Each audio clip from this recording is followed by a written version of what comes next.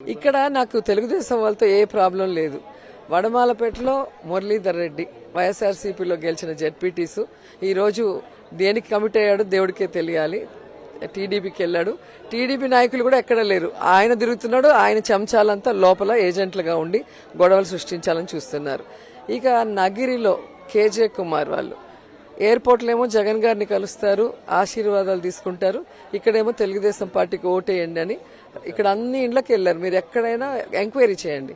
ఈ రోజు కూడా అన్ని బూతుల దగ్గరకు వచ్చి సైకిల్ కోటేయండి అని చెప్తున్నారంటే చాలా దురదృష్టకరం. రాష్ట్ర పోస్టులు ఇచ్చి కూడా వీళ్ళింత నీచానికి దిగజారిపోయి గతంలో లోకల్ బాడీ ఎలక్షన్స్ లో అలాగే చేశారు, మళ్ళీ ఇప్పుడు అలాగే చేస్తున్నారు. ఇంకా చక్రపాణి రెడ్డి అయితే తిరుమల తర్వాత ఎంతో పవిత్రమైన శ్రీశైలానికి చైర్మన్ గా ఇస్తే కూడా లాస్ట్ మినిట్ లో ఈరోజు ఏ విధంగా దేనికో ఆశపడి వాళ్ళు ఏదో ఇస్తామన్నారంట, దానికి ఆశపడిపోయి ఈరోజు ఆయన చెంచాలు, ఆయనేమో బూతులు బయట చెంచాలు లోపల ఏజెంట్లుగా, అట్లాగే పుత్తూరులో అమ్ములు బయట ఆయన ఏజెంట్లు లోపల. అంటే టీడీపీ వాళ్ళు ఎక్కడా లేరు. మొత్తం వైసీపీ నుంచి వెళ్లిన దొంగలే ఈరోజు బయట లోపల కూర్చొని రౌడీజం చేస్తూ ఈరోజు తెలుగుదేశానికి ఓటేయమంటున్నారు. అంటే ఎంత దురదృష్టకరమో ఒకసారి మనం ఆలోచించాలి. అయ్యా మమ్మల్ని కొడుతున్నారు, చంపుతున్నారని ఎస్పీకి ఫోన్ చేసినా కూడా మేము చర్య తీసుకుంటామని ఎవడే చెప్తే ఒక్క పోలీసు వచ్చిన వాళ్ళు లేడు. ఏమైపోయారు ఈ పోలీసులు అందరూ కూడా? ఎక్కడున్నారు అంటే ఉద్దేశపూర్వకంగా ఒక దీపక్ మిశ్రా అనేటువంటి రిటైర్డ్ ఆఫీసర్ని, ఎన్నికలకి ఎవడన్నా అబ్జర్వర్ గా రిటైర్డ్ ఆఫీసర్ని ఎవరిని వేస్తా అండి? అకౌంటబిలిటీ ఏముంటుంది? వాడికి బాధ్యత ఏముంటది? ఎవడికే అతను ఆన్సర్ చెప్పేటువంటి పరిస్థితి ఉంది? అకౌంటబిలిటీ లేనటువంటి ఒక రిటైర్డ్ అధికారిని పోలీస్ అబ్జర్వర్ గా ఆంధ్రప్రదేశ్ రాష్ట్రానికి పంపించి అతను సరాసరి ప్రతి ఎస్పీకి ఫోన్ చేసి థ్రెటన్ చేస్తున్నాడని అన్ని వార్తలు వస్తున్నాయి. ఇవాళ పోలీసు అందరూ కూడా వాపోతున్నట్టుగా విలేకరులు చెప్తున్నారు. ఏం చేస్తామండి, ఢిల్లీ నుంచి ఒక రిటైర్డ్ ఐపీఎస్ ఆఫీసర్ అబ్జర్వర్ గా వచ్చాడు, అతను డైరెక్ట్ గా ఫోన్ చేసి థ్రెటన్ చేస్తున్నాడు, నిన్ను సస్పెండ్ చేస్తాను, ఎలక్షన్ కమిషన్ కి నీ గురించి రాస్తాను, ఢిల్లీకి రాస్తాను అని చెప్పి థ్రెటన్ చేస్తున్నాడు. సార్ ఏకపక్షంగా తెలుగుదేశం పార్టీకి, భారతీయ జనతా పార్టీకి లొంగిపోమ్మని చెప్పి థ్రెటన్ చేస్తున్నాడని చెప్పిన వార్తలు వస్తున్నాయి. ఆంధ్రప్రదేశ్ లో జరుగుతున్నటువంటి పోలింగ్ ని పరిశీలిస్తే ముఖ్యంగా మహిళామ తల్లులు, వృద్ధులు, అదేవిధంగా యువత అందరూ కూడా పెద్ద ఎత్తున ఓటింగ్లో పాల్గొని వాళ్ళ భవిష్యత్తుని నిర్ణయించుకునేటువంటి ఈ ఎన్నికల్లో వాళ్ళు మంచి ప్రభుత్వానికి ఓటేస్తున్నారని చెప్పి నేను భావిస్తున్నాను. మేము గతం నుంచి కూడా చెప్తున్నాము, జగన్మోహన్ రెడ్డి గారు ఇచ్చినటువంటి అనేక సంక్షేమ కార్యక్రమాల ద్వారా ప్రతి పేదవాడు, ముఖ్యంగా మహిళల్లో బెనిఫిషరీస్ పెద్ద ఎత్తున ఉన్నారు. వారు జగన్మోహన్ రెడ్డి గారి ప్రభుత్వం కనుక అధికారంలోకి వస్తే వాళ్ళ పిల్లల భవిష్యత్తు బాగుంటుంది. వాళ్ళ పిల్లల చదువులు కావచ్చు, లేకపోతే వాళ్ళకి ఆరోగ్య సమస్యలు వచ్చినా పేదవారిని పట్టించుకునేటువంటి ప్రభుత్వం, వాళ్ళకి ఇళ్ళు నిర్మించి ఇచ్చినటువంటి ఈ ప్రభుత్వాన్ని జగన్మోహన్ రెడ్డి గారిని ఆశీర్వదించడానికి ఇంత పెద్ద ఎత్తున మహిళమ్మ తల్లులు బూతులకి వచ్చేంత ఎండలో కూడా ఈ 3:30 సమయం వస్తుంది. 60% పోలింగ్ ఇక్కడ గుడివాడలో కంప్లీట్ అయింది. అదేవిధంగా రాష్ట్ర వ్యాప్తంగా కూడా ఇదే పెద్ద ఎత్తున ఓటింగ్ జరుగుతుంది. తప్పకుండా ఈ ఎన్నికల్లో జగన్మోహన్ రెడ్డి గారిని మరొకసారి ఆశీర్వదించడానికి, దీవించడానికి ప్రజలు సిద్ధంగా ఉన్నారని చెప్పి నేనైతే భావిస్తున్నాను. ఆర్నిపాడు గ్రామంలో సరే లాస్ట్ ఇయర్ కూడా ఇలాగే చేశారు. ఈసారి పెద్ద ఎత్తున దౌర్జన్య కాండకు దిగారు.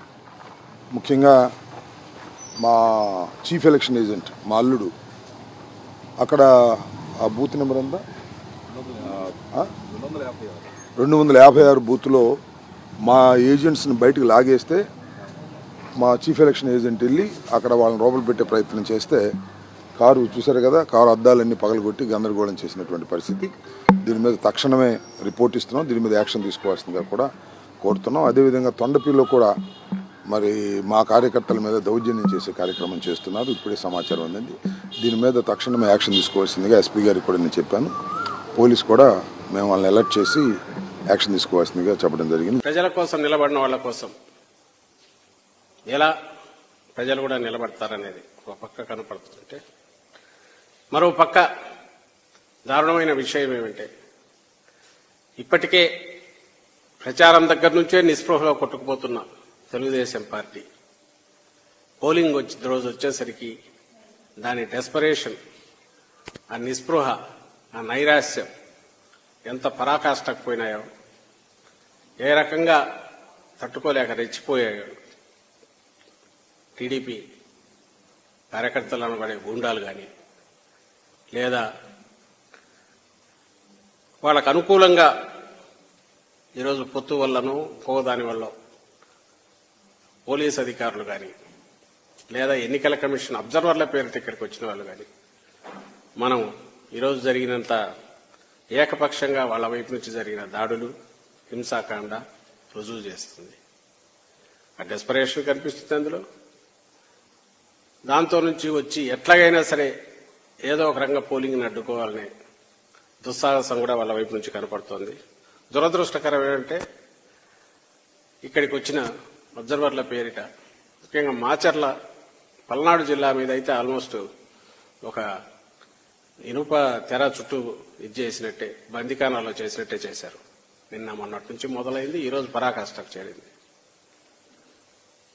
ఎన్ని చోట్ల దాడులకు తెగబడ్డారో పద్దనుంచి చూస్తూనే ఉన్నారు. రాష్ట్రమంతా టీడీపీ గుండాలు స్వేచ్ఛగా విచ్చలవిడిగా విశృంఖలంగా రోడ్ల మీద కర్రలు పట్టుకొనో కత్తులు పట్టుకొనో మారణాయుధాలతో తిరగడం, అటాక్ చేయడం. పొద్దునే చిత్తూరులోనే కత్తిపోటుతో మొదలైంది. వాళ్ళ పోలింగ్ ఏజెంట్ వైఎస్ఆర్సీపీ ఏజెంట్ మీద అటాక్ చేయడం. ఇంకా నర్సరావుపేటలో చూశారు, అక్కడ శాసనసభ్యుడు డాక్టర్ ఆయన నర్సింగ్ హోమ్ దగ్గర ఎట్లా విశృంఖలంగా రెచ్చిపోయి అన్ని ధ్వంసం చేసి ఇచ్చేశారు. మాచర్ల, దాచేపల్లి, పెనమలూరు, తాడిపత్రి, ఉదయం గంగాధర్ నెల్లూరు. ఆ బౌన్సర్ల కల్చర్ ఏందో అర్థం కాదు వెళ్ళది. ఇక్కడ తెచ్చుకుంటున్నారు. అద్దంకి, పీలేరు, పొన్నూరు, ఆత్మకూరు, జగ్గయ్యపేట, సత్తెనపల్లి, ఇవన్నీ ఎటువంటి మా వైపు నుంచి ఎంత సంయమనంతో ఉన్నా. ఎందుకంటే మాకు ప్రశాంతంగా ఎన్నికలు జరగడం అనేది మాకు కావాలా. మహిళలు ఎవరైతే హింసను చూస్తే వెనక్కు తగ్గుతారో వాళ్ళు స్వేచ్ఛగా ఓటు వేయాలంటే ప్రశాంత వాతావరణం కావాలి మాకు. అందువల్ల మా వైపు నుంచి ఎంతో సంయమనంతో వ్యవహరించిన రెచ్చగొట్టే రకంగా అటువైపు నుంచి కంటిన్యూస్గా ఏదో ఒక రకంగా ఒక హింసాకాండ సృష్టించాలా, జనం భయపడాలా, ఓటింగ్కు దూరంగా పోవాలనే కుటిల దుష్ట పన్నాగంతో ఉదయం నుంచి ఎట్లా చేశారనేది అందరూ గమనిస్తూనే ఉన్నారు. టీవీలో చూస్తున్నారు, ప్రజలు గమనిస్తున్నారు. మీరే ఎందుకు చేసి ఉండకూడదని మమ్మల్ని అనొచ్చు. మాకు అది ఉపయోగం కాదు, నష్టం. ఎందుకంటే మాకు ఓటు వేసే వాళ్ళంతా నిస్సహాయాలు, నిరుపేదలు, మహిళలు ముఖ్యంగా. మరి ఎవరు ఇవి చేసింటారనేది ప్రత్యేకంగా చెప్పనక్కర్లేదు. టీడీపీ వాళ్లే రెచ్చగొట్టి ఏదో ఒక రకంగా కవ్వింపు చర్యలకు పాల్పడి ఏకపక్షంగా దాడులు చేశారు. అక్కడికి సంయమనంతో ఉన్నందువల్ల అధికారంలో ఉండి ప్రతిపక్షంలో కంటే అన్యాయమైన పరిస్థితిలో మేము ఈరోజు పోలీసు అధికారులు కూడా వాళ్లతో కుమ్మక్కు కావడంతో బహుశా ఎన్నికల కమిషన్ నుంచి ప్రెషర్ ఉండో లేక ఆ పేరు చెప్పి ఒక అతను సస్పెండ్ లో ఉన్న డీజీ క్యాడర్ అనుకుంటా ఏబీ వెంకటేశ్వరరావు ఏకంగా టీడీపీ ఆఫీసులోనే కూర్చొని అందరికీ ఫోన్లు కొడుతున్నారని కూడా వార్తలు వచ్చాయి. ఎస్పీలను బెదిరించడం, దబాయించడం, వచ్చేస్తున్నాం మేము అనడం. అసలు వచ్చేస్తున్నాం అనేది ఇప్పుడు కాదు, నెల నుంచి మొదలు పెట్టారు. వచ్చేస్తున్నాం. మరి ఇప్పుడేమి ఎక్కడా కనపడట్లేదు వాళ్ళు. వైఎస్ఆర్ కాంగ్రెస్ పార్టీకి మద్దతుగా తెలియజేసిన ప్రతి ఒక్కరికి కూడా పేరు పేరున ధన్యవాదాలు. అలాగే సహకరించిన మీడియాకు కూడా పేరు మీద ధన్యవాదాలు. ఏదైతే నన్ను ఎంపీగా ప్రకటించిన తర్వాత గత 2 నెలలు అందరూ కూడా 7 మంది శాసనసభ్యులు అభ్యర్థులు సహకారంతో మా నాయకులు కార్యకర్తలు దగ్గరుండి నన్ను ముందుకు నడిపించడం, అలాగే నిన్న పెద్ద ఎత్తున కూడా ఓటర్లందరూ కూడా తప్పకుండా వైఎస్ఆర్ కాంగ్రెస్ పార్టీని మా 7 మంది శాసనసభ్యుల్ని ఎంపీగా నాకు కూడా తప్పకుండా జగన్మోహన్ రెడ్డి గారిని మళ్లీ ముఖ్యమంత్రిని చేసుకోవాలన్న తపన వాళ్ళ ఇది కూడా నిన్న కనిపించడం కూడా జరిగింది. నిన్న 7కి 7 నియోజకవర్గాల్లో మీరు చూస్తే ఎప్పుడూ లేని విధంగా, అంటే ఎప్పుడో 15-20 సంవత్సరాల క్రితం జరిగిన వాతావరణం దాదాపు గత 10 సంవత్సరాలుగా మీరు తీసుకుంటే పల్నాడులో లేని వాతావరణం నిన్న చూడటం కూడా జరిగింది. నిన్న ఏదైతే ఏకపక్షంగా వైఎస్ఆర్ కాంగ్రెస్ పార్టీకి ప్రజలు మద్దతు తెలియజేస్తూ ఉన్నారు, మా శాసనసభ్యులు గెలుస్తూ ఉన్నారు నాకు సంకేతం వెళ్ళిన తర్వాత నిజంగా పోలీస్ని ప్రత్యేకంగా చెప్పుకోవాలి. మాచర్ల దగ్గర నుంచి తీసుకుంటే మాచర్ల నియోజకవర్గంలో మీరు చూస్తుంటే కరెక్ట్గా ఒక 3 రోజుల క్రితం సిఎల్ని ఎస్ఎల్ని మార్చుకోవటం కూడా జరిగింది. మార్చుకున్న దగ్గర నుంచి నిన్న మీరు చూడండి ప్రతి నియోజకవర్గంలో పోలింగ్ దాకా పోలింగ్ తర్వాత తెలుగుదేశం చేసిన అరాచకం అందరూ కూడా చూశారు. మాచర్ల నియోజకవర్గంలో అయితే దాదాపు ఎస్పీ గారు ఐజీ స్థాయి ఒక అధికారి పూర్తిగా మాచర్ల నియోజకవర్గంలోనే. మా ఎస్పీ గారు మాచర్లకు ఎస్పీగా ఉన్నారా లేకపోతే పల్నాడుకి ఎస్పీగా ఉన్నారా అర్థం కాని పరిస్థితి. దాదాపు నిన్న 10 గంటల నుంచి పలానా ప్రాంతంలో సమస్య ఉందని ఫోన్ చేస్తామంటే ఎస్పీ గారు ఫోన్ ఎత్తరు. డిఎస్పీ గారు అయితే కంప్లీట్ పొద్దున 8 గంటల నుంచి ఫోన్లు ఎత్తే పనే లేదు.